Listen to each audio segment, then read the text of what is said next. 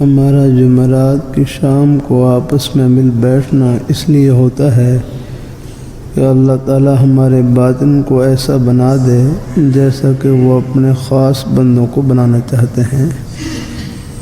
یہ لاہوری رحمۃ اللہ علیہ کی مجلس جمعرات کی شام کو ہوتی تھی۔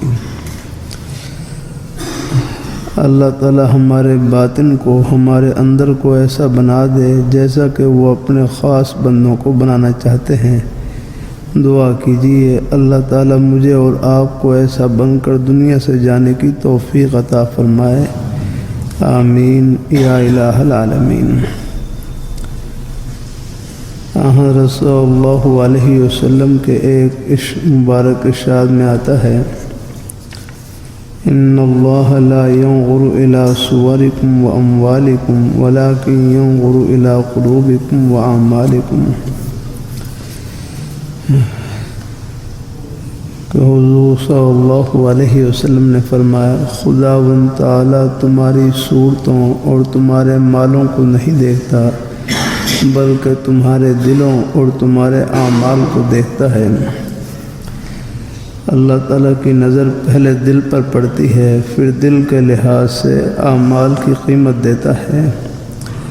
اللہ تعالیٰ میرے اور آپ کے دلوں کو ایسا بنا دے کہ وہ اس کے ہاں سونے ہو جائیں۔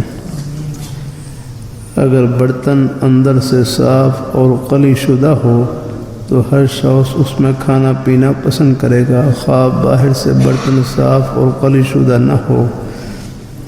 بعض برتن ایسے ہوتے ہیں کہ اوپر سے ان کو قلی کرنے کی ضرورت نہیں ہوتی۔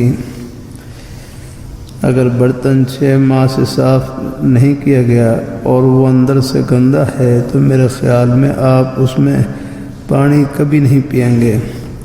اسی طرح اللہ تعالیٰ کو اندر کی صفائی پسند ہے۔ اندر روحانی امراض سے گندہ ہو تو اللہ تعالیٰ اس کو پسند نہیں فرماتے۔ اندر کی بیماریاں جو دل کو خراب کرتی ہیں، دل کو گندہ کرتی ہیں، حسد، کبر، ریا، عجب وغیرہ ہیں، اگر یہ بیماریاں اندر رہ گئیں تو ممکن ہے یہ ہماری نیکیوں کو کھا جائیں۔